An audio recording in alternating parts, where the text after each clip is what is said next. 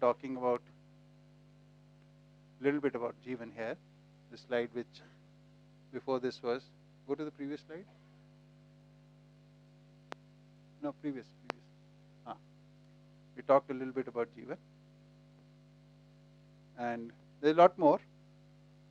But the good point to know is that we all are Jeevan in this form. We all have this within us. How much we utilize, this is different. Right? How much we analyze, how much we compare, what we perceive, what choices we make, what we are visualizing. So the topics could be different. But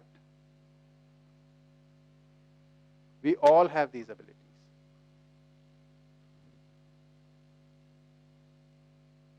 Why is this important?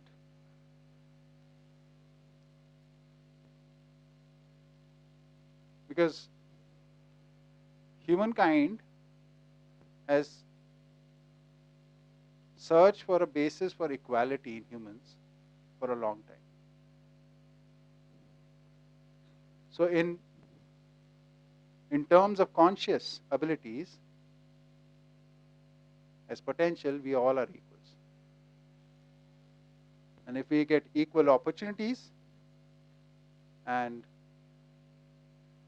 suitable environments, then we can all reach our full potential and come till here.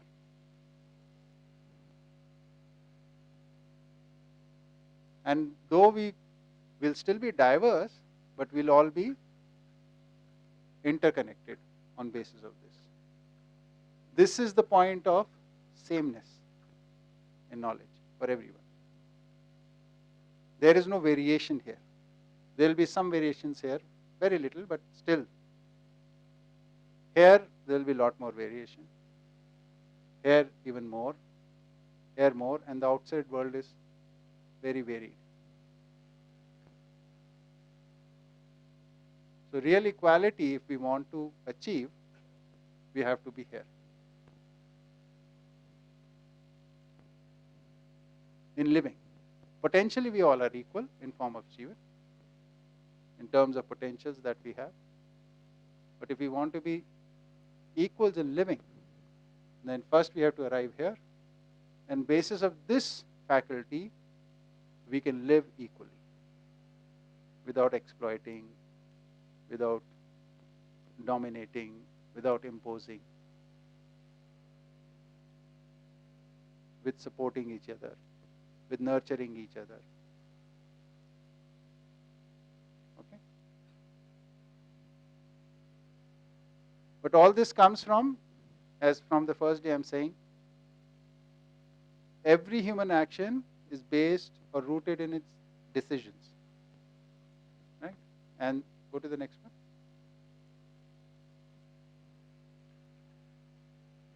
And our decisions happen here. So till the time this relationship, order, continuity become a priority in us, we will not be able to undertake that journey. We have to make these our goals. I want to achieve this. I want to be able to live on basis of harmonious relationships. I want to be able to live in an orderly manner. I want to be able to live in harmony and continuity. These have to be your goals or our goals. Then only can you undertake this journey. Not less than that. I like it, therefore I want to take this journey. This won't last. For some time you might be able to do it, but it won't last. Likes are very circumstantial. As a child, you like something. Then you grow up, your likes change. Then you grow more, then your likes change. The likes are no great basis for deciding things. They're so fleeting, so transitory. Similarly, health is important, right? But what is suitable for me, what is unsuitable for me is not universal. So systems can't be built around this, because systems address everything. Right? So principles, the universal principles, like everybody should get nourishment. Human beings need nourishment. And since ancient times, the states have been kind of promising that we will make sure that everybody has food. Give us some rights and we'll make sure everybody will have food. Thousands of generations have passed and there are still people who are hungry. And they're hungry because others are stealing their food.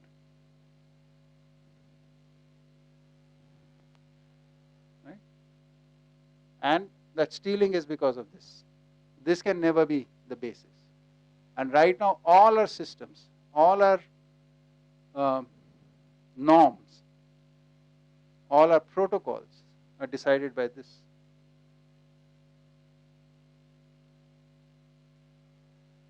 How can we have a sustainable living as a person, as a family, as a community, or as a humankind on this planet?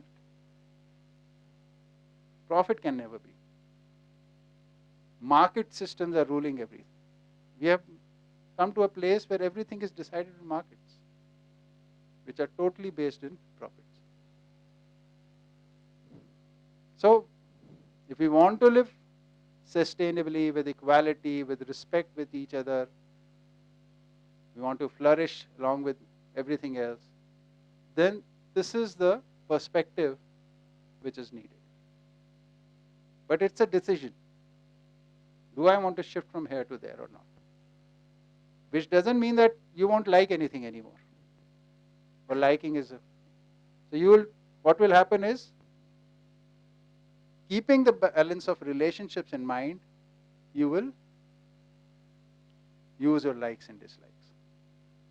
You won't let your likes and dislikes disrupt your relationship, which is happening right now.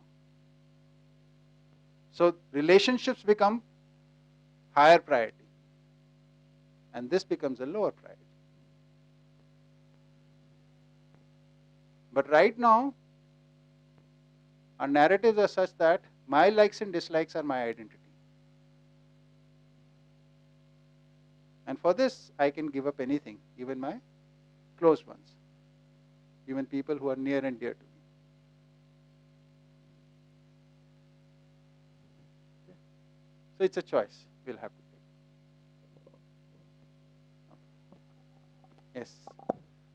So, like, if we are talking about comparisons, say the choice of my ice cream, uh, I'm sure it doesn't have anything to do with whether it's continuity centric or order centric, or even say relationship centric, unless I force my partner to eat the same flavor of ice cream. No. But You could be like, a partner likes ice cream, hmm. and therefore you take care of that.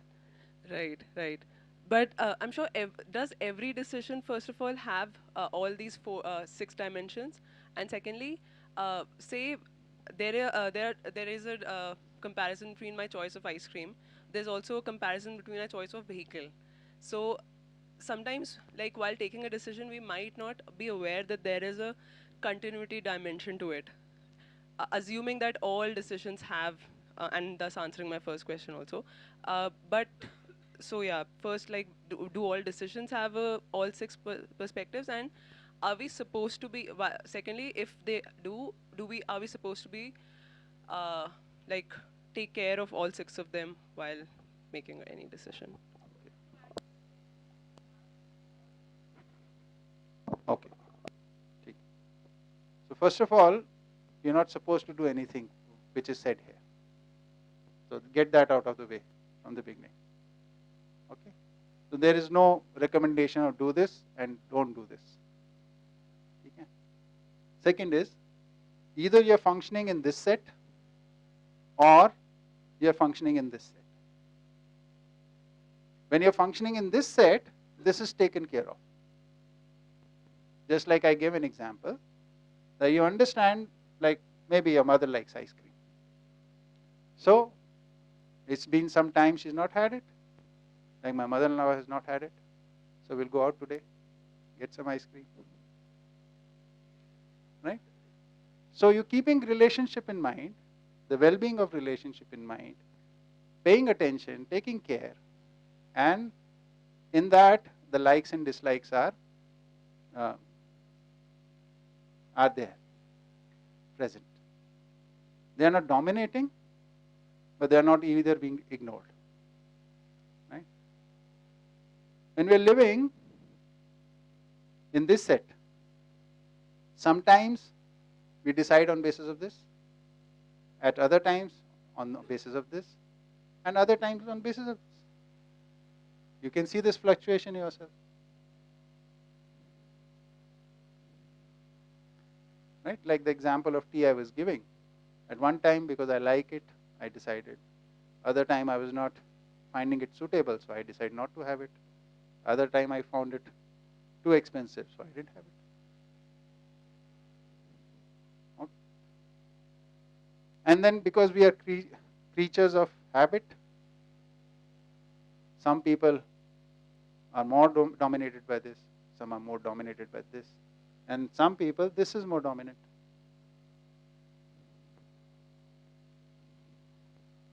But it's not that people who have this dominant don't have this or this. Right? But they primarily use one of these faculties more.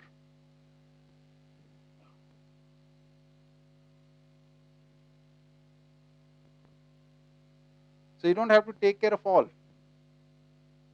You always will stand at any one of these at any given time. You can only stand there if you have the ability to observe yourself.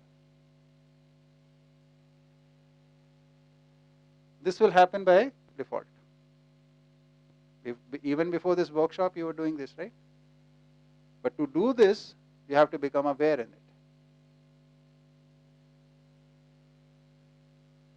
Yes.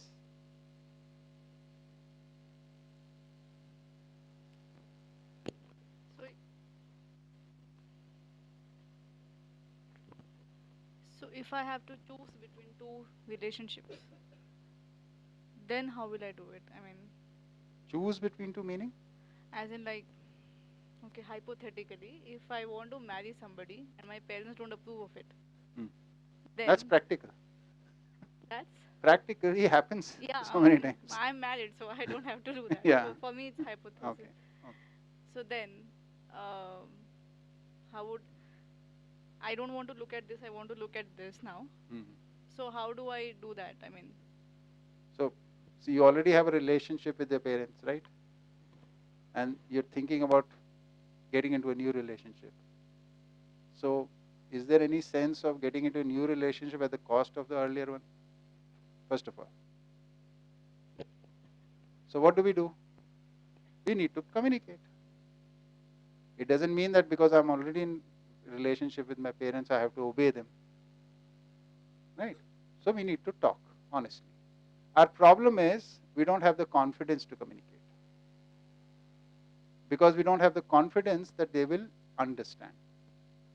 And that comes from the fact that I don't have the confidence that I'll be able to explain my point. That comes from the fact I don't really understand my point. It's just a like. It's just a preference. There are many things which you have been able to explain to them and make them understand and see your viewpoint, and you've done it.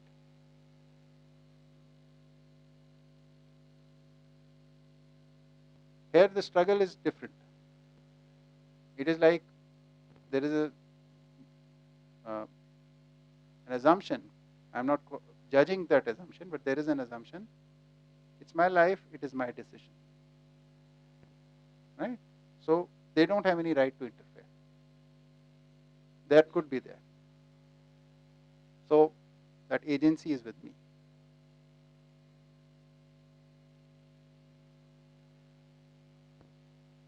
as you know by now, once you get married, marriage is not only between two individuals, in India at least, is between two families, minimum. So their influence will be there. Your relationships influence will be on both the families. So if we understand the issues, then we can address it.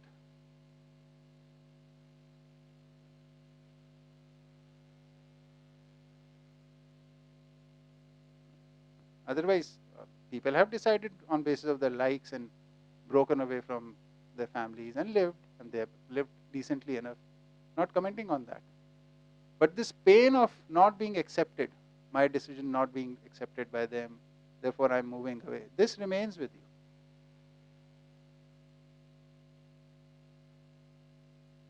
So breaking away is one mechanism which is prevalent.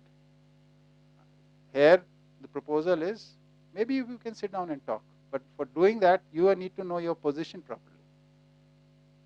You should be willing to talk. You are trying to convince them, but suppose they convince you, are you okay with that? Then that is openness. But you are saying, if they see my viewpoint, it's okay. If they don't see my viewpoint, then I'm not going. Then that's a conditional. Then you're not open to talking. And the moment the other person sees you're not open to talking, they also take a stand, rigid stand. And this is, communication is blocked immediately. Then we're not communicating, then we're fighting. Then who wins? The one who has more power, who has more money. Might is right.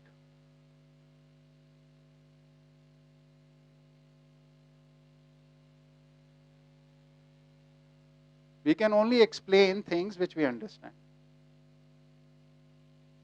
One. Second, we can only explain if the other is willing to listen. Listening doesn't come for one particular issue. If we want to talk to our parents, if I and Sheila want to talk to each other, we need to be in habit of talking to each other. It won't be that on this issue I want to talk to you. Otherwise, we don't talk with each other. And then I say, no, she doesn't listen. So in a normal life, are we talking to our people who are near to us on everyday basis? Are we communicating? If a communication is taking place, then issues are nothing, some big, some small. We'll communicate and get through.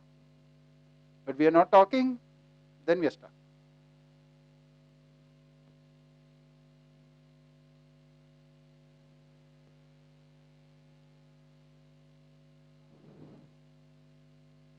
There's so many things to talk about in your family. How can I tell you?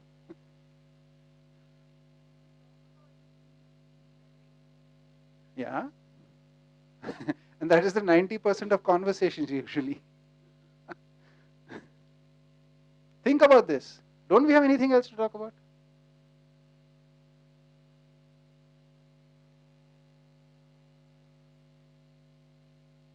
Food is the most dominant, yes, we all know. But isn't there anything else?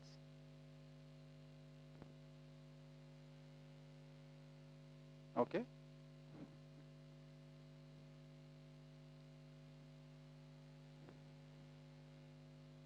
Then we are not living a relationship.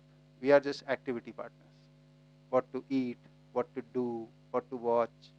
These are activities. This is not relationships. Take the mic, please.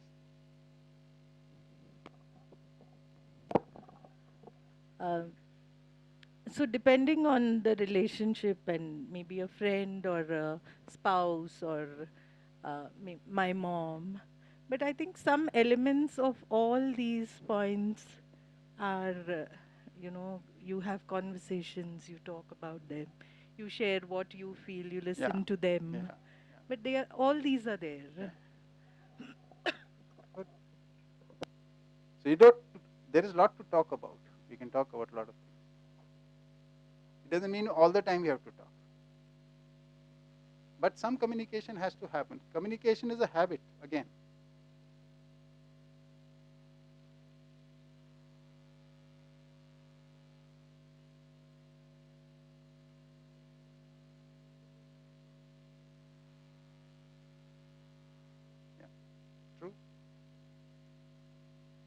Yes, ma'am.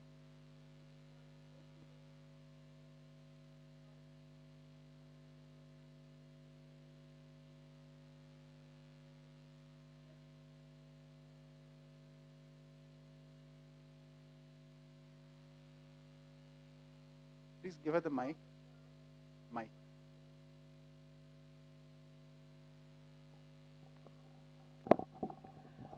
I think openness is a prerequisite for to harmonize our relationships, one with another, one in a group. I mean, until one discusses our feelings or problems, depending on the situation you're in, I think that's pretty important. And then one can move on and accept accept one another, accept the group, whatever it is. But that openness is a requirement. Yes. But it's easy to talk about all these things. It's slightly difficult to do them if you're not used to. So it takes some effort. Well, you have to begin, Yes. even if it means getting an ice cream. Yes. We will.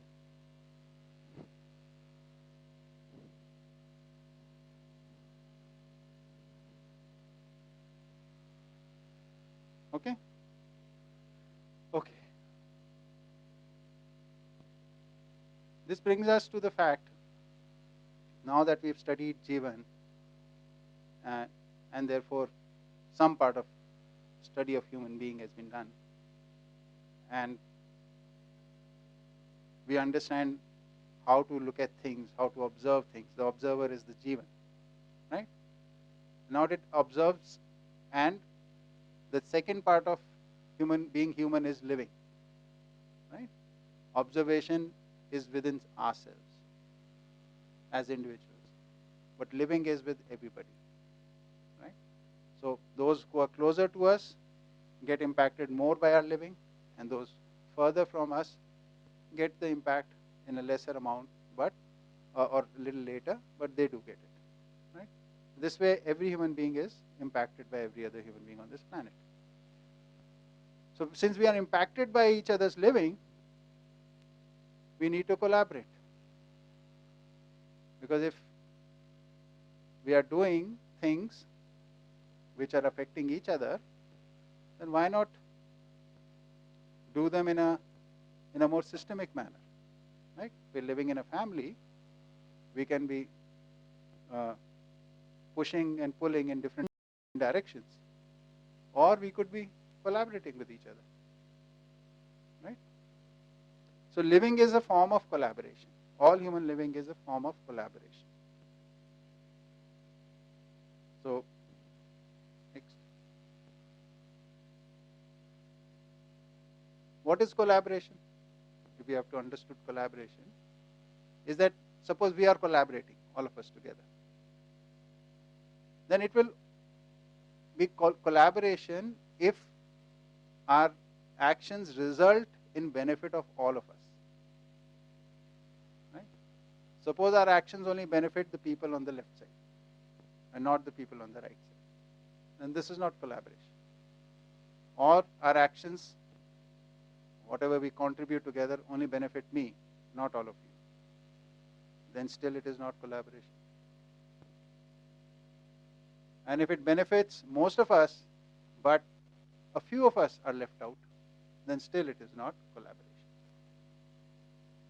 It is collaboration if it benefits each one of us.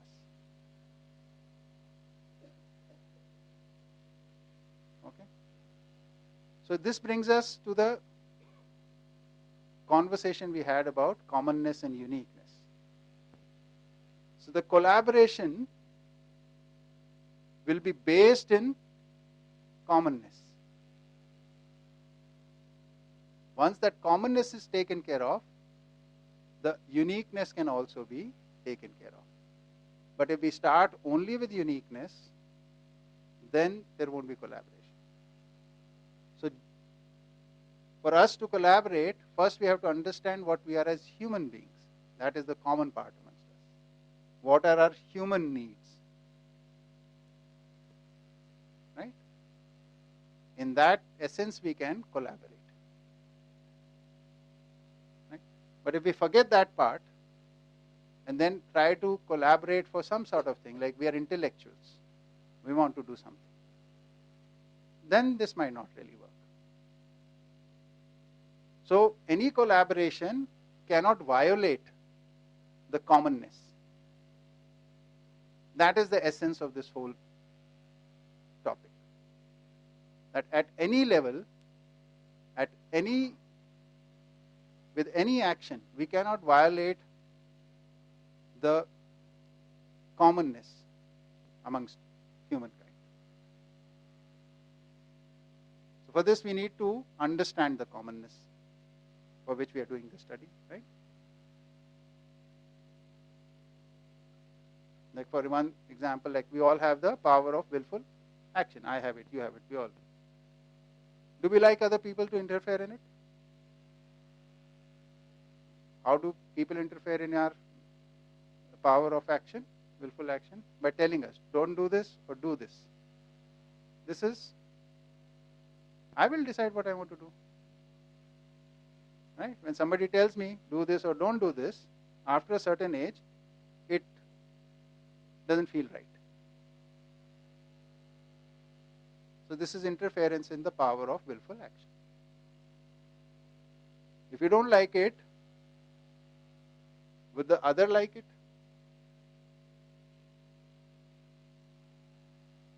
If we tell somebody else, do this or don't do that, will the other person accept it? No, not acceptable. He might abide by it because of the power structure or the situation or whatever. But it's not acceptable really. Then what do we do amongst human beings then? How do we do? We want to do something, no? If we don't tell each other, how will we go about it? So the communication between humans is through proposals. Okay. What is a proposal? Proposal is an unconditional thing, where whether it is accepted or not accepted, the relationship doesn't change. Right? What is imposition? If we don't accept it, then our relationship will change. That's an imposition. So collaboration can only happen through proposals. So in humans, after a certain age, only proposals can work, nothing else. So we need to practice the language of proposals, for which we need to be very clear within us, what is that I am proposing? Am I okay if this proposal is not accepted? If I am not okay, then it's still not a proposal. Then I need to work on it. Right? So like for example, we can collaborate for food. Right? We can collaborate for other resources that we do. We can collaborate for a good social environment for all of us. Right? So creating a good social environment. I propose that let's all collaborate for creating a good social environment. Would you like to participate? Right? So think about it. You might say yes, you might say no. So the chances of such a proposal are high to be accepted because it will serve each and every human being. A good social environment will be beneficial for all of us. Right? So when we are giving proposals for collaboration, whether it is within the family, whether it's in the community, we have to first work out what will be beneficial for all of us. So the thinking has to open up a bit. Our vision has to become broader, wider. Right? And for this we need the understanding of how humans work, how the human order works, how the nature works. And on basis of that, then we can see what we can collaborate for. Without this understanding, we get so many desires because of situations, circumstances, our personalities, And then we want collaboration from our family members, our community members, from our society members, and we are pursuing them. And somewhere along the line, we might or might not realize that it's not benefiting anyone, or it's not benefiting all. So humans have been collaborating for a long time in the sense of doing things together, but it's not benefited the whole humankind. Most of our actions have benefited a few in every level of organization, whether it is family, whether it's community, whether it's the state, whether it's the international organizations, right? So a systematic, a process that benefits all the participants is defined as collaboration. Next. So I have a doubt. Yeah. Like, when does a proposal sound like a demand? When it is not conditionless, when you can sense, if I don't agree to this, there will be consequences which you don't like, then it's a demand.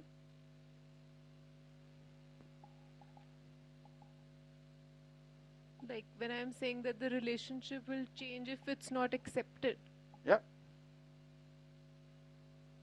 But if that is not my intent, but the other person is assuming that I mean that. So there is a break in communication somewhere. So then you need to clarify. Then you need to communicate better. Yes.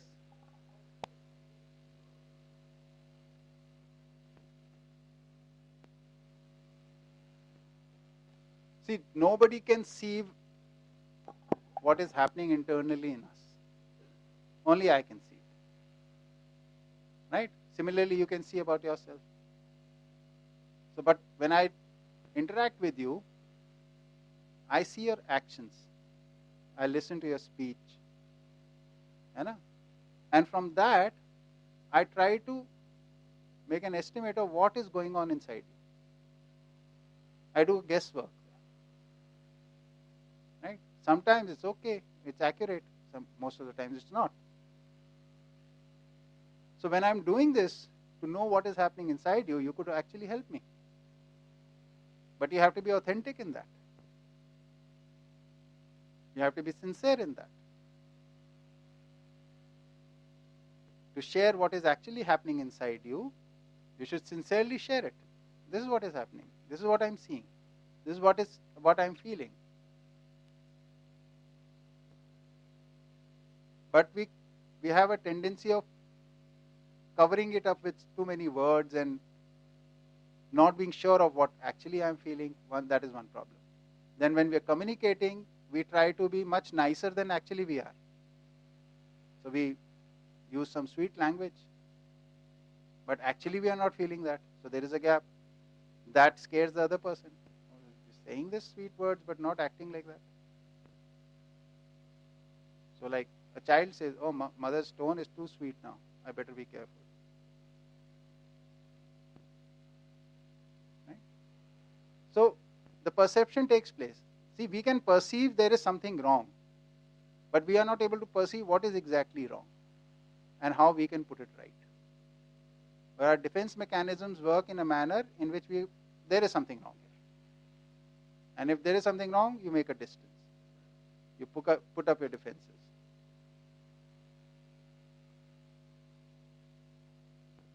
You need to be sure of what you are feeling first. And then, with full sincerity, communicate.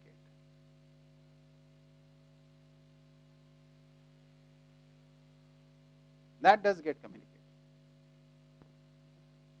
Yeah, Veda. I was just saying that, again, as a child only, in interaction with parents, if you see consistency in behavior, then you trust that proposal. That it's actually a proposal. Otherwise, you don't take it seriously. Yeah.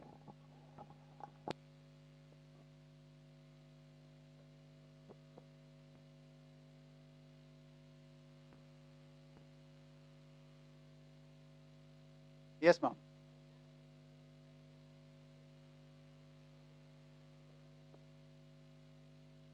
We're talking in reference to collaboration, yes. Yeah.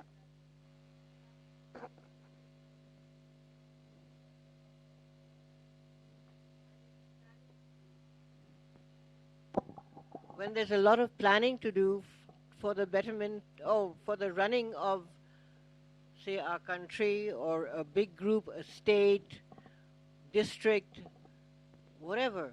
Now how do we manage that? Because you can't please everybody all of the time. Now we have to have a system that will work to the best of most, I suppose. What else? We can't always please everybody. We can work towards it, yes, I agree. It's not about pleasing everybody. It's basically, we do not know how to live in a family right now. And we're trying to run nations. We can't get along with one person, and we're trying to manage lives or address lives of millions of people. It is happening, and we need to address the system. Yeah. So it will be a stepwise process. So first you learn to live with one person, then with the full family, then with the community, then with a larger number of people. Then you can sit down together and work out things. Till that time, things will keep on happening like they are right now. Yes. Is there any other way?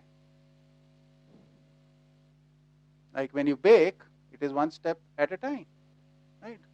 That's what we mean by systemic process.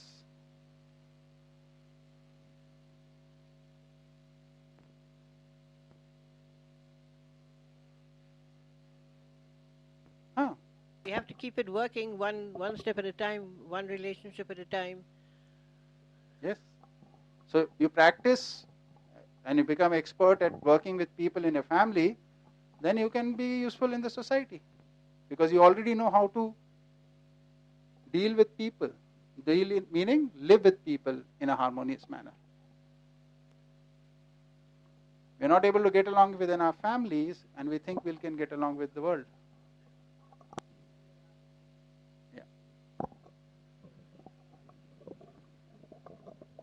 What will happen till then? Whatever is happening till now, will keep on happening.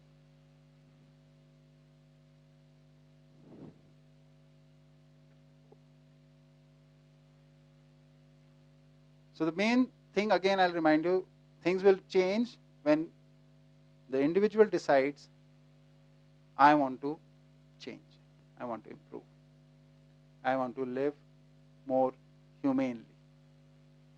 That is the day the changes will start. Because when you start living in humane conduct, you also create an influence. That has an impact. That inspires people.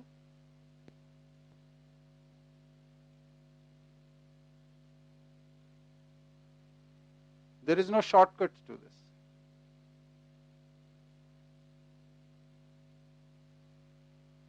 There is no bypassing that.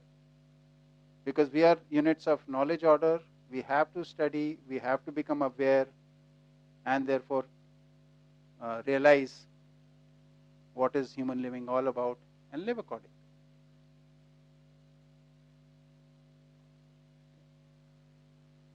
So collaboration emerges from total commitment to the collective purpose. So we need to, for collaboration, we need to have a collective purpose or the common goal, which will also can be called universal goal. Or in other language, we can also call it the human goal. So there is a human goal, which is the collective purpose. Right? So before I talk about rest of collaboration, let's talk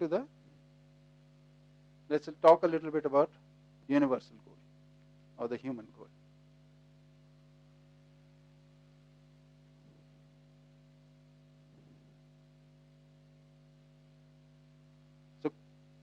Total commitment to the collective purpose for any person who wants to collaborate. Right?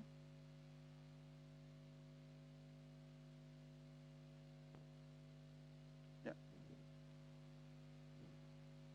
So this understanding of this starts by first asking this question to yourself. We did ask initially when we were listening to you guys. So do humans have any role in nature? Okay. So let's take it that yes, there is a role for humans in nature for the time being. Okay. So if there is a role, then what is that role? Next.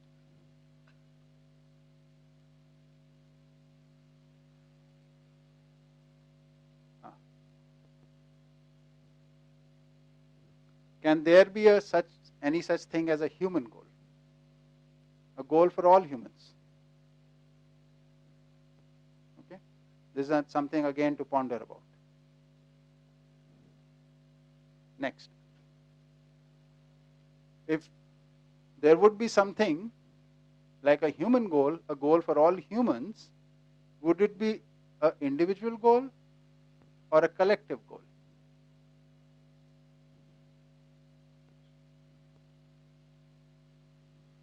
Okay. Next. Would it have some duration or would it be eternal? Which basically means, would it be a short-term goal or a goal for all humans in any generation? Past, present, future. A collective goal if it is. Right? Next. Would it be circumstantial or universal?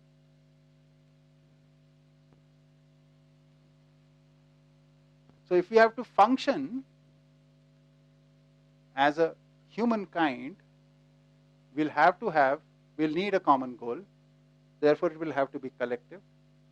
And humankind functions through various generations. Our impact is not only the humans living now.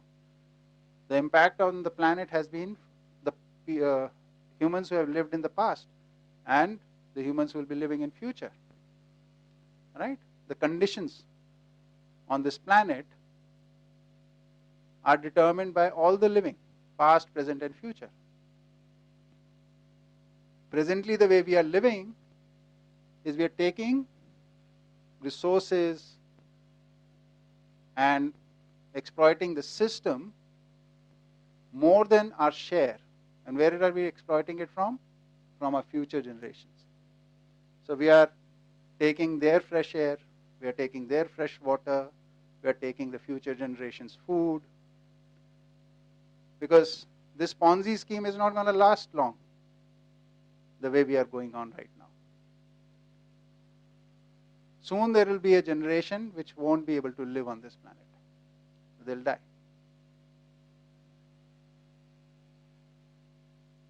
So we need a goal which ensures the living of every generation. Because our actions do impact the future generations. So we need a goal which is in alignment with the future of the future generations. It doesn't exploit that. Okay? Next. So how do we come to the universal goal? It basically means universal well-being. Well-being of the natural systems and the well-being of the humankind. That is universal well-being. So any action that we do, what impact does it have? Is it for nurturing the well-being of the natural systems and the human systems, or does it exploit it? This check we can put. Next. So universal well-being is preserving the continuity of all. The continuity of natural systems and continuity of the humankind. I'm saying humankind separately, though humans are part of nature, but it needs to be said again and again. Yes, next. Continuity, this translates into these two parts. Continuity of the order in humans, continuity of natural order. Okay. For the continuity, we need stability. Stability comes from balance or harmony. So unless until we have harmony within this and harmony of this with this, there won't be any balance, and there won't be any stability, and there won't be any continuity.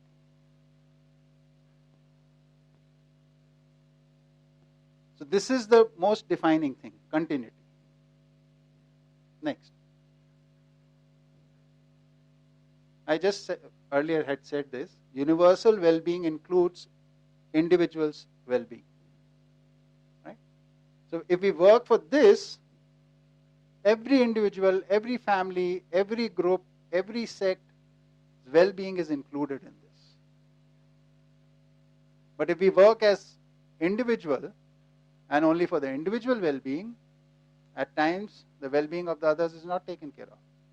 We only work for the well-being of our family, then the well-being of other families is not taken care of. If we work for only the well-being of our community, the well-being of other community is not taken care of. Suppose we were living in a village and our village was very harmonious and we created a lot of food and clothing and shelter. But we were not associating well with the villages around. And they were all suffering. They didn't have sufficient food, clothing, or shelter. Do you think we'll be able to continue in our village for too long?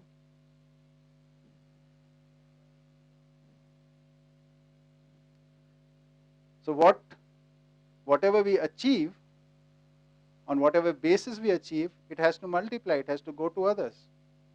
It can't be isolated. There can't be islands of this.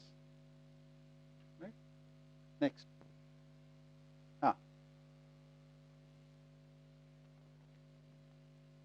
I think another implication of this line, which is also I changed the wording a little bit, is that often we feel that the collective good might be at odds with my personal good or goals.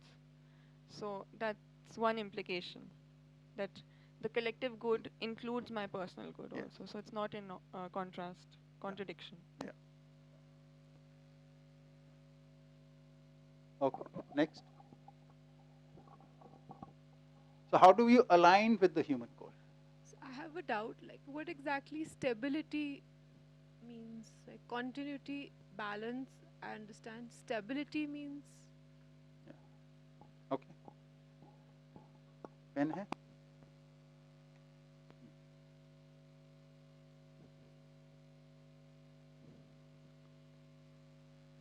See, this is one state. Can you see the pen? Okay. This is another state. Which is more stable? Think about it.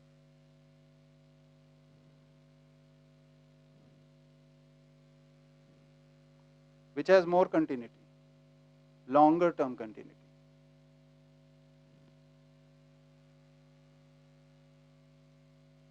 Are you able to connect?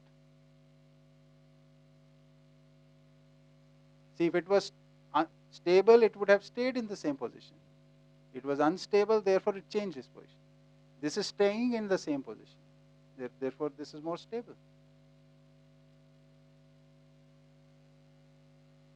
Right now, in the prevalent narratives, you get to listen to that change is permanent.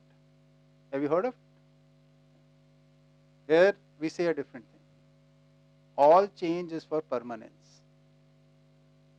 All change is for stability.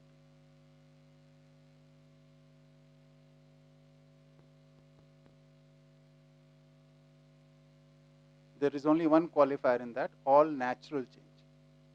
Humans, till the time they understand the changes they make, they are not stable. Right? But otherwise in nature, if you look at anything, it's cyclic. Therefore it's stable. Therefore it continues. Right? So continuity comes from stability. Stability comes from balance. Balance between the things which are interacting with each other. They all are contributing some component of their action for the collective action. And if that is in harmony, then there will be a balance, and which will lead to stability, which will lead to continuity. So like in our family, we all do some roles, right? There are some activities in family, like nourishment is an activity in family, maintenance is an activity, the production is an activity, or earning, right? Health, there is some activity for that. Now all these activities, if they are in harmony with each other, there will be stability in the family, and therefore continuity in the family. What is harmonious in family can be used by the next generation of the families. And this way the continuity can be forever. From one generation to the other, to the other, to the other. Okay? Yeah. Yeah.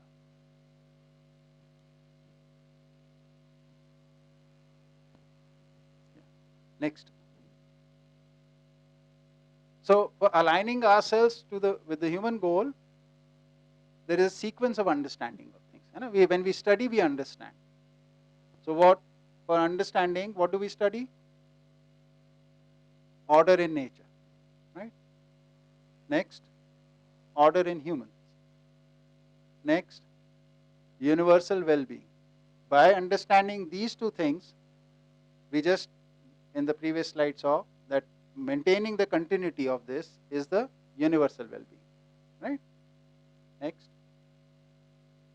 once we grasp this, once we understand this, that we have to maintain the continuity of this gives us a direction in life.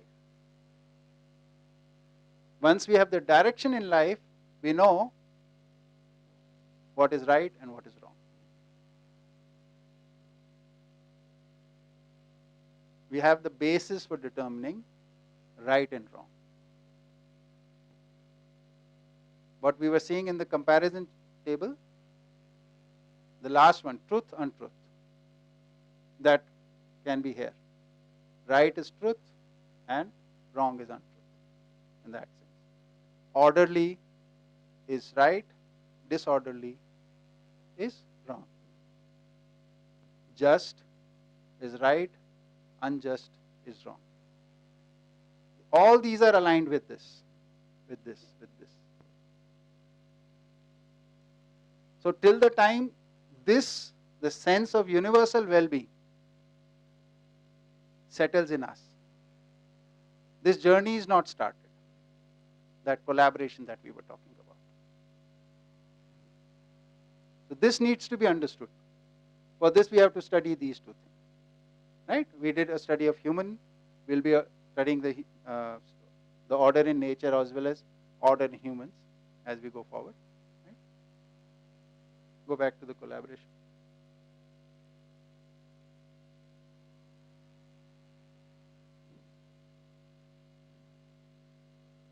So collaboration emerges from total commitment to the collective purpose. Now we know collective purpose is universal well-being, which is continuity of the natural systems and continuity of the humankind. Next. So commitment comes from the total acceptance of the collective purpose. So when we need, acceptance will come from understanding, from knowledge, right? We did that, to know, to accept, to recognize, and to respond, right? So for this total acceptance, we need knowledge. You know? That knowledge will lead to commitment. then total acceptance is a result of comprehensive understanding. Right? Next. Understanding is the desired outcome of education. Right now we are doing a lot of things in name of education, but actually the desired result from education is understanding. What understanding? Understanding of the collective purpose. And for this, the order in nature and order in human beings needs to be understood. With that understanding, then education is complete. Otherwise, education is incomplete. We can teach them n number of skills, is not complete education. This needs to be instilled through education in every human child. Wherever there are gaps in collaboration, it is due to the gaps in the education.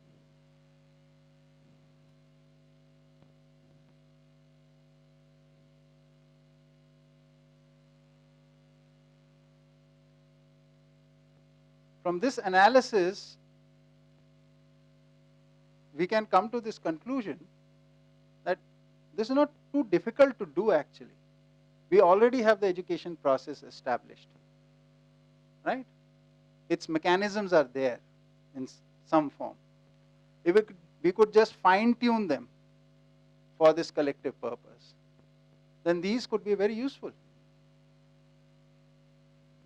For the first time on this planet in last 20, 30, 40 years, it is now universally accepted that each human being needs education. Before that, even this was not acceptable. We used to think education was only for select few, everywhere on the globe. But now, it is believed every child must get education. But what education? This is not very clear, right? So what we are saying is, whatever skill sets you want to are going to be part of education, that is okay. That is depends on circumstances, your local conditions. But education universally needs to have this comprehensive understanding of what? Of the universal well-being, which is the collective goal, which is the human goal.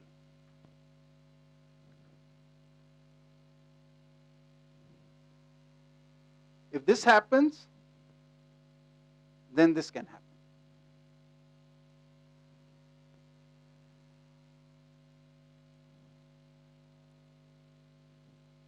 Any questions? Any clarifications? Any comments?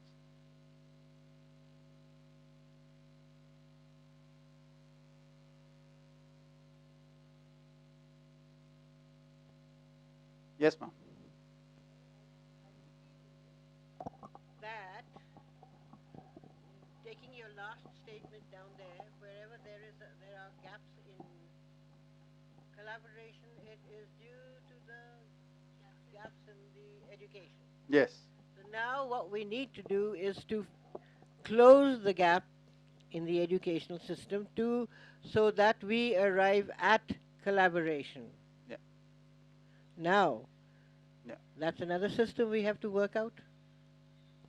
So before the system we work out, first we have to address ourselves as an individual. Sorry? Before we address the system, yeah, because we have a tendency of jumping to the systems immediately, first we need to fix ourselves.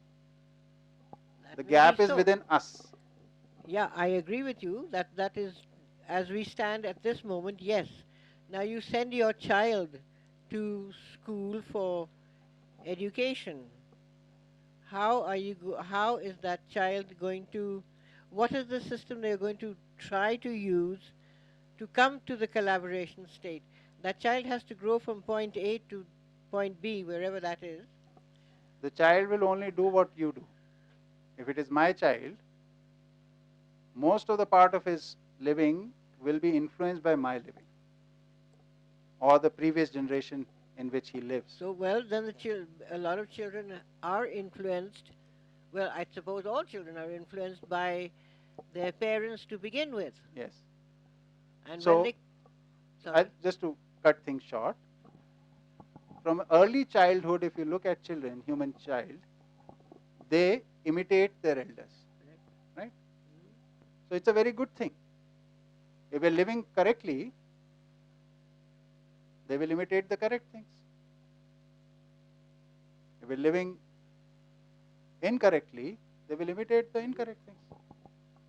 And there are all kinds of parents and children, so you have a large variety. Now we have to learn how to address that. Ma'am, that will come later. See, this is again shifting to others. The problem is the individual. Till the time the individual realizes there is a problem within themselves, the problem is not outside, not with others, not with the systems.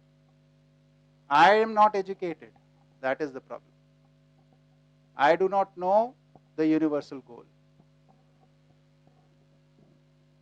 We keep bypassing that all the time. And we hope things can be fixed outside. They can never be fixed outside.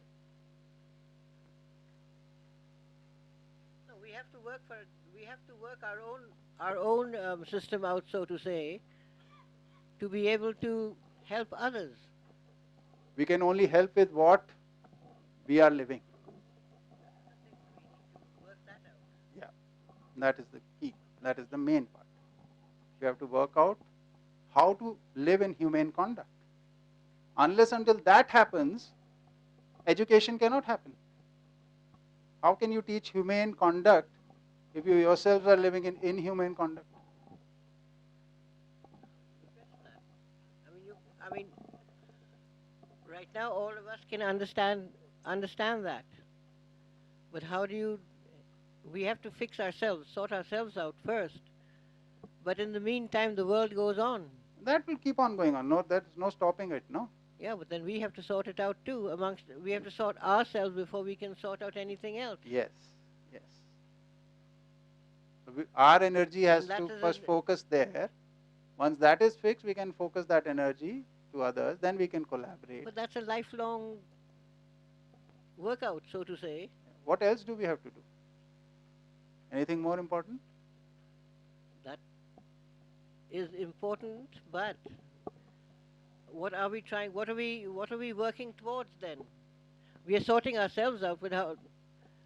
Let's say all of us here have sorted out. Let's just say that hypothetically we've all sorted ourselves out. Now what? We go out and help others to see. No, first we'll organize ourselves into living in a harmonious manner. Yeah. In our families, in our community, and within that we start helping our next generation. And if other fields get inspired by this, we can help them also. It is not our mission to go out and tell people you don't know how to live and we will teach you how to live. Yeah. So a lot of missions have taken place in the world like this. Yes, please. Yeah, so this question came to my mind by her insistent questions, which is that I mean, okay if we all it's okay if we all of us sort ourselves out and we start living in harmony and so on and so forth. But if there is someone outside who is, let's say, more privileged than me or who's on a higher power pedestal or something, they just don't have the incentive or the reason to change, right? They're not working towards a collective purpose. As long as they're getting some privilege out of wherever they are, why would they want to change? And unless they change, and because we both are interrelated, right? That was the premise we learned on the first day. Nobody is going to move anywhere, right? Because for the world to change, everyone of us has to change. It just can't be the 20 of us changing. So suppose, initially we had said, no? Like for example, to create a healthy environment, physical environment, at least 51% of the population has to start living in harmony. So even though 49% are not in harmony, we have started creating a positive impact. See, whenever we do anything, any action, it has an impact. It has an influence. So, suppose we are in a relationship, you and I, you become committed to the universal goal. I suppose I am not committed. You will do your part, no? You will align yourself to the universal goal. Will that have an impact or not? When I become aligned, that will add to that impact. It's not nothing will happen. No, okay, but for example, the impact is the outcome of both of our actions, right? And if I am doing something and you are not, then I don't know, I might just end up in a very cynical state of mind that, okay, there's no point in doing anything because the other person is just not listening or learning. So remember we talked about something like patience a little earlier? You need a lot of patience in this. The thing is, like, see, till the time we have arrived, see, our attention is on the other. And this is very common. This is like in all the workshops you go through. Initially, people are, we see the problem outside of us. We don't understand that when we are talking about this, we are talking about coming through various stages of awareness and reaching a place of realization and wisdom. Why will you get frustrated or impatient with anyone? How? And what is the wisdom for? What is the realization for? Whenever things don't work out, you go back to the drawing board and see how can you address it? What was missing? Where is the gap? Yeah, that makes sense. Just one last follow-up. I think I got convinced by the patience wala point, but I'm still not sure about if there is someone who is on a higher, I don't know, power pedestal than me or who's more privileged, entitled, whatever. Yeah. I don't know, how do we convince them? Like, is there a moral call that, okay, for the collective purpose or for your own sake? But what if the other person just can't see it? Like, I'm not that. Maybe it is that I'm concerned with that other person more than I'm concerned with changing myself. But I'm just not getting how are they going to get convinced. See, now that the first part is settled, the second part is there is no convincing the other, not even the person closest to us. First of all, let's get that clear. We are not out there to convince anyone. Right? What you live, you can share. Not to convince. If it is useful to the other, they'll use it. Right? Like you come for this workshop on your own, in your own right. Right? And I'm not trying to convince you. I'm just sharing how things are, how I see them. Right? If you find that useful, you will start exploring it. So this is a proposal. That is why the only thing is proposal, not convincing each other. Not everybody will explore it right now. But it's not that nobody will explore it. Right? Like out of so many people who are listening to this workshop, maybe there will be a handful of you who would want to pursue it further. Right? They will create an impact. The others will create an impact in different way. But there is no, we cannot convince anybody. We cannot force our way through it. The second point to remember in this is, the only thing in control for you, the only place where you can actually bring about any change is you, not in anybody else. You can provide support for people who want to change, but you can't change anyone. If we understand that, then this whole thing of trying to change this world, this goes away. It's a huge burden on our shoulders we keep carrying.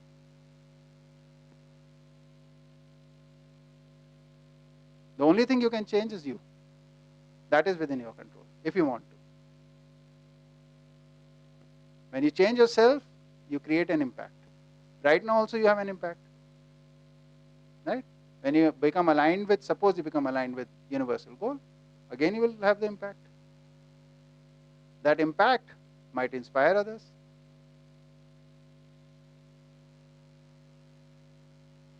See, and what about this person in lot of privilege? We have seen, like, a lot of people come to us in Raipur for admission in our schools. And in that process, we have been able to observe a lot of people from different backgrounds.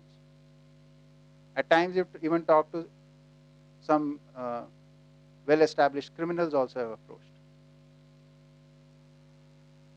They don't want to change themselves, but they want their child not to be a criminal.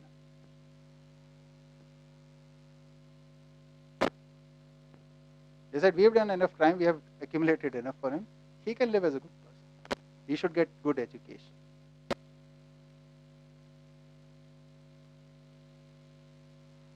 In most of our workshops, a lot of people come because they are facing a lot of parenting issues. We are okay, but we are not able to handle our children. For the next generation, they want to listen to this. Suppose I am that privileged person who is creating a lot of trouble. How long will I live? Another 20, 30, 40 years? But this tendency of people creating trouble for others, how do we wean that out of the humankind? What is the process for that? Let's take for granted this person is not ready to change in this life. Let him be. But in future, such people should not be there. What do we do for that? Eliminate the gaps in education.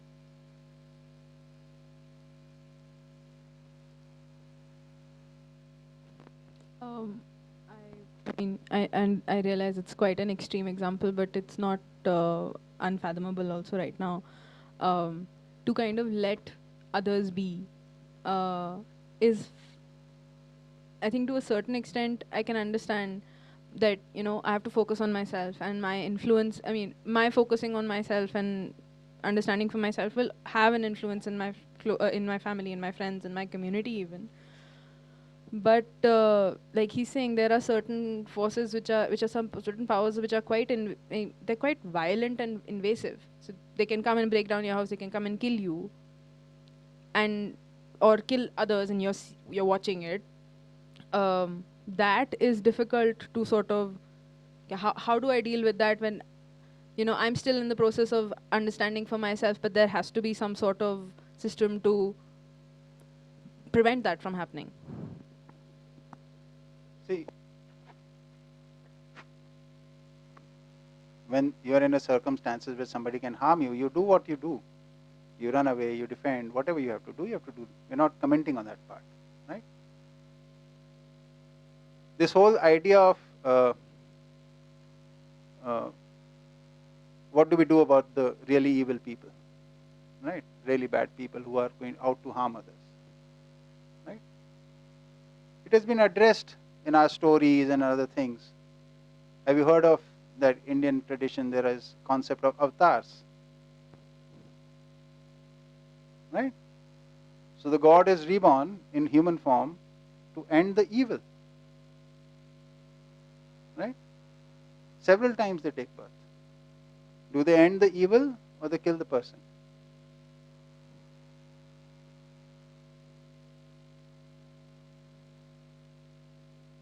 So if the God, all-powerful God, cannot end evil like that and only ends up killing the person,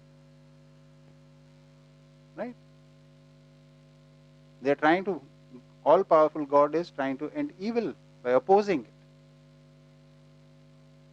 I'm just talking about, but if suppose instead of opposing and spending energies, you have to protect yourself, do that. But direct your energies so that the environment of harmony increases. But in case somebody is going to bother you still, you will have to take some appropriate action at that time, whatever is suitable in that. You might defend yourself, you might have to attack, but know this is not going to make any change to the long-term goal. So that is more priority. But for the time being, you might have to do something. But if a mad dog is charging at you, you might have to use a stick to stop it. Do that. But don't go around chasing mad dogs. And I have to teach them a lesson. I have to all capture all of them, put them away.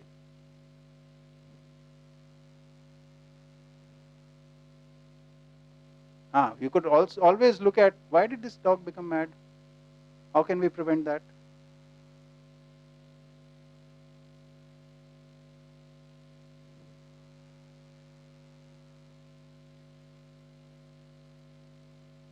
Okay? Next.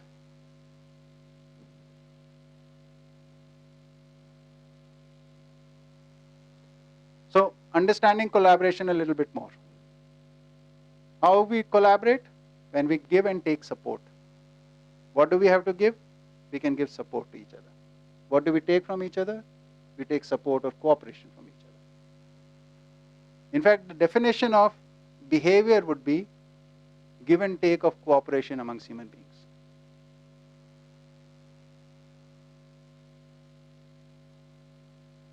Okay?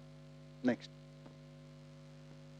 Relationship is a long-term commitment to give and receive support.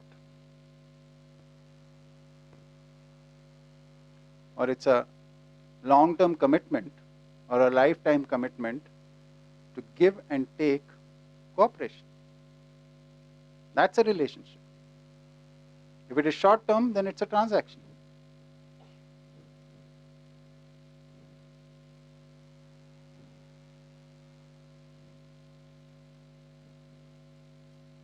And it is not event-based. Okay. Next.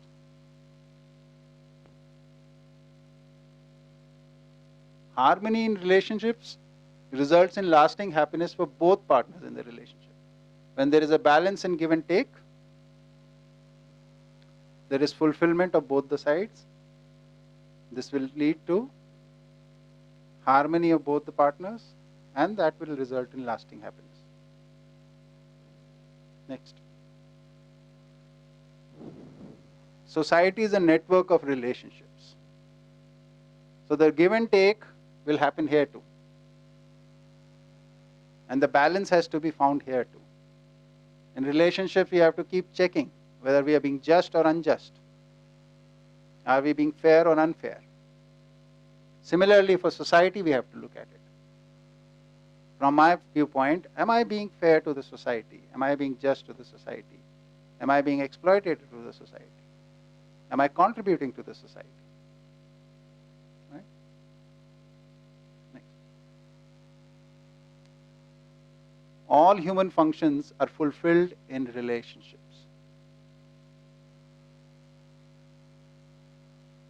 There is no living outside relationships. We are trying it, very desperately we are trying it, find ways to live as individuals. It doesn't work.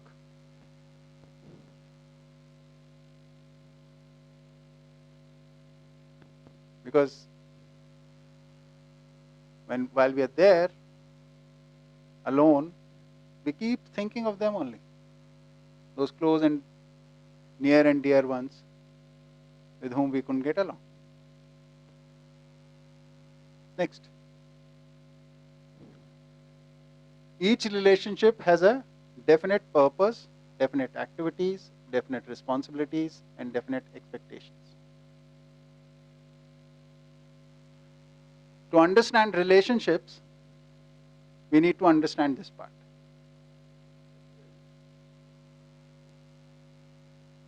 Every relationship, say parent-child relationship, there is a definite purpose for it.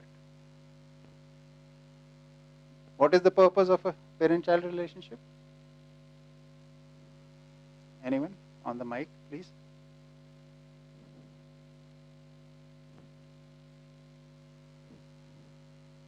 What's the purpose of parent-child relationship? Would there be any purpose, or is it purposeless?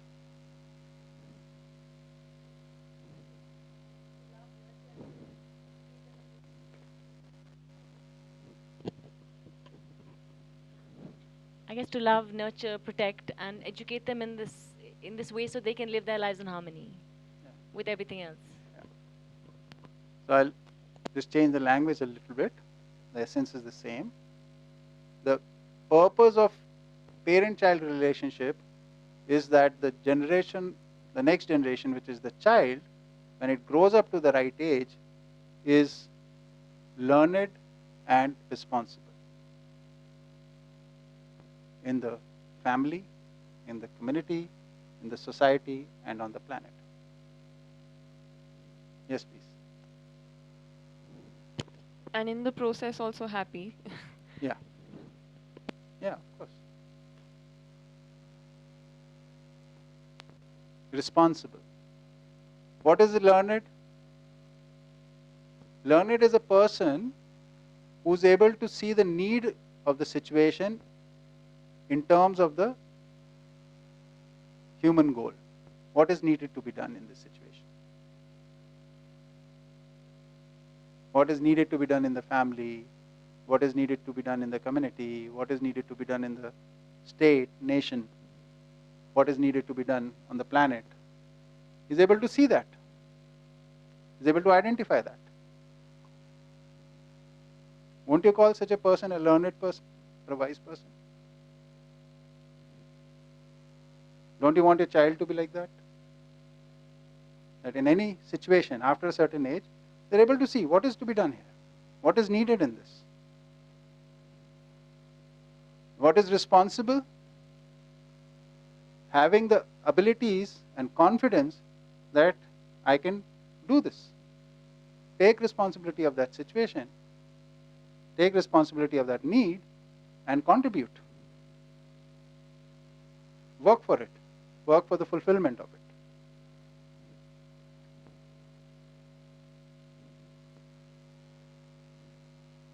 So every relationship has a purpose. Similarly, husband-wife relationship would also have a purpose.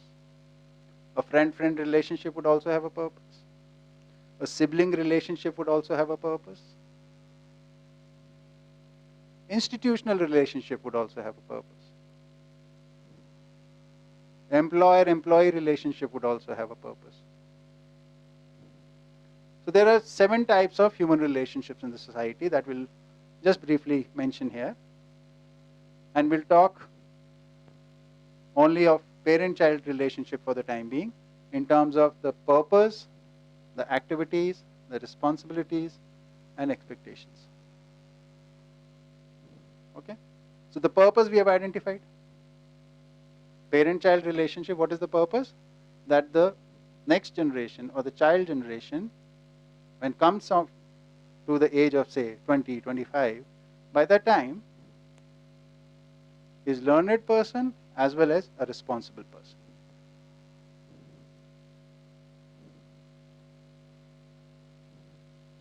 Is this purpose seems okay to you?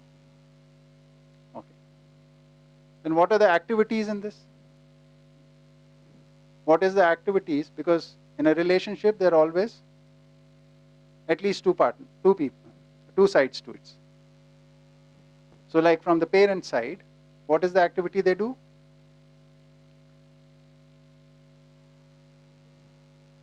Nurturing and education. Right? And what is the child's activity? Learning and maintaining itself by consuming whatever is being provided for nurture. Whatever resources or opportunities are being provided, to utilize them. Okay? What are parents' responsibilities?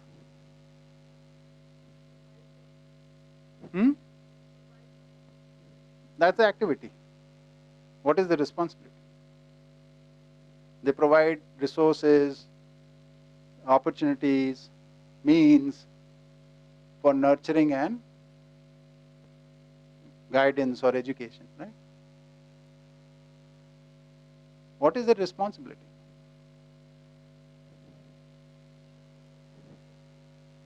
That will be part of nurturing. So I'll give you a simple answer. Responsibility is to provide all these things with the purpose in mind. Don't lose the purpose when you're doing this. So when you're providing resources, when you're providing opportunities, why are you providing it? So the child becomes learned and responsible. So never lose sight of that as a parent.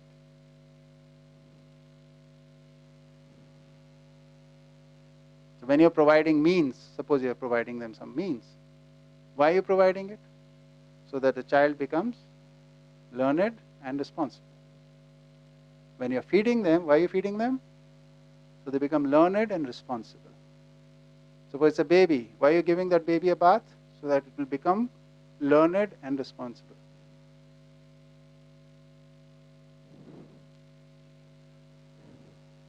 Yeah, now think about it.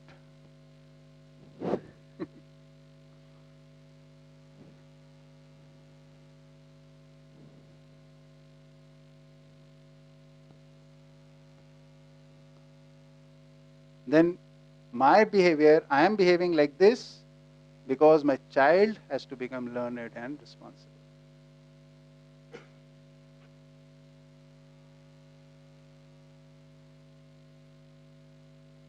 Now, does that give you a sense of responsibility? As a parent?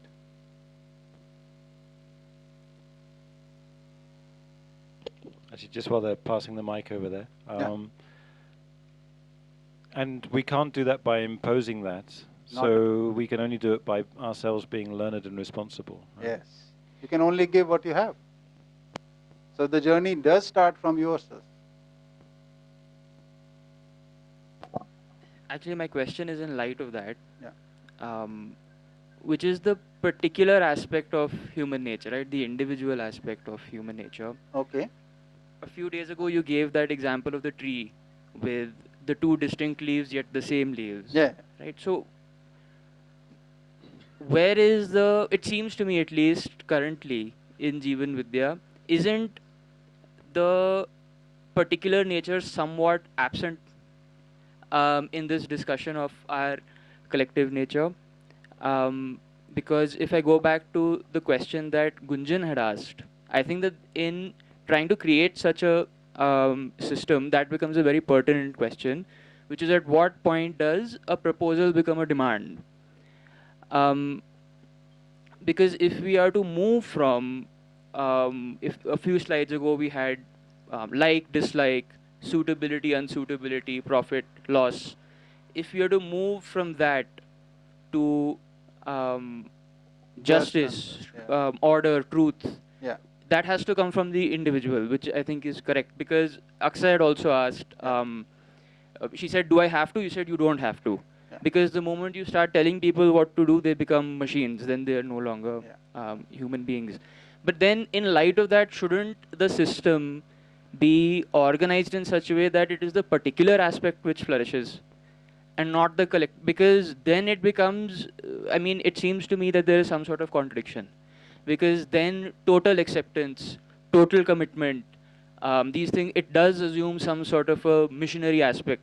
Okay. If there are gaps in collaboration, then too bad for the individuals involved. Those gaps have to be plugged. So, and you know what Vibhu had also said about people who wouldn't want to participate in such a system. It seems to me that a universal system would be one in which all individuals flourish. That's why they would want to participate in a system, because it's good for them. I don't think that anybody should participate in a system which costs them. Of course. Nobody would want to participate in that in a system like that. So, where is the particular aspect of our nature in Jeevan Vidya? And why isn't then the entire system, why isn't that all that we're talking about? Why isn't that we're only talking about our collective nature and not the fact that we're all different? So that's one question. And then a smaller question is from what, moving on from what Veda had just said.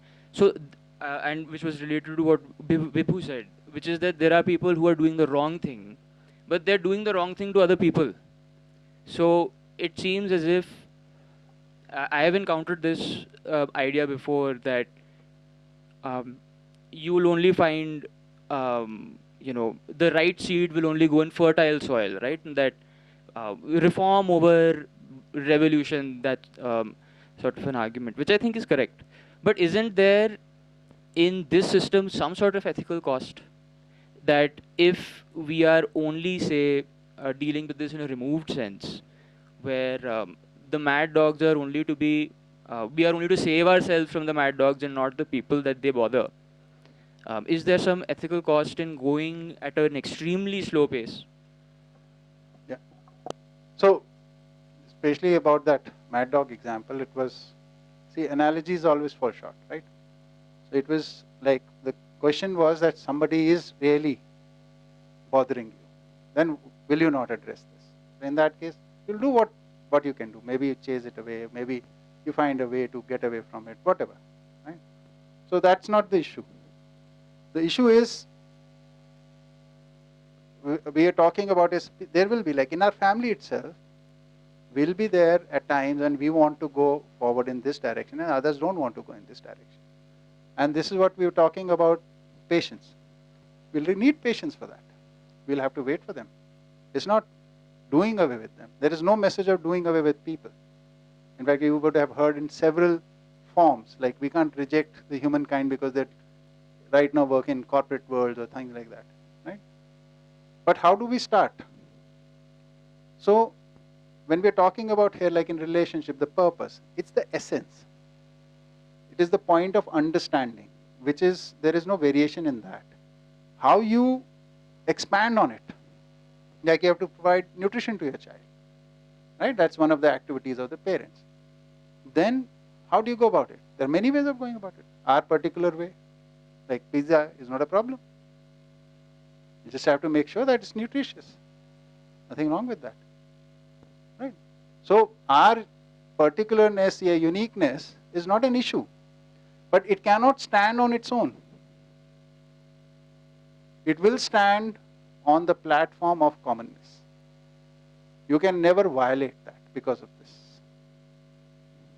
And this is what is happening around us. Our uniquenesses are dominating in such a manner, their commonness is getting destroyed. The common principle. That is the issue. Okay? Yes. I think the question that you brought up right now is exactly what I was trying to address when I stressed on the collective good not being at odds with personal good, which is my personal requirements, my personal unity versus collective well-being. And in fact, it also connects to what Vibhu and Veda were talking about in one way, which is that if say one person or just very few people have changed internally and are now thinking in terms of collective good, and they are in proximity or in relationship with people in power who are really exploitative or privileged and exploitative. Either way, if you are internally someone who works in terms of collective good, since personal good is actually also included in that, it's not just my personal good, it's their personal good as well. Since I am a human, I like harmony, I want respect, I want confidence, trust, whatever. I know that the other individual who is in this position of privilege also does the same. Or, there are a number of levels of equality that we share. And so, if I believe that I am in working in accordance with collective good, and yet this person who is next to me does not seem to feel very fulfilled, or does not see that this is very inspiring in any way, then clearly I'm not addressing their needs. And so it wasn't actually collective good. It rules out some types of needs. So collective good means that all the warped kind of needs also get fulfilled. And the person who is not identified a kind of warped need will still have a real full need at the root of it. And if I have something that is able to complete that, they will be able to see it in me. And that's what in the lunch break, I think Pashra Didi was also talking about, that someone working in line or being actually in line with collective good is inspiring for that reason, because you can see that the needs that I feel within myself seem to be completed within them. And the things that I have a very basic intrinsic desire for, that may get confounded by other priorities that seem to be more important, say my profit. But at the root of it, even the most criminal people, as the example you discussed, do want their children to have some kind of sanity in their lives. So they also have that need at in some kernel, but they just feel it's not possible, or some kind of narrative that's been created that's unable to address that. But if they sense that there is a possibility of that in this person, that is what inspires them to, in whatever little way, kind of associate. And that inspiration is a very, very powerful thing in humans. I think that is the only way things move forward. Okay. We've taken 5 minutes extra from your lunch time. So let's break for the lunch. And 3 o'clock, let's meet.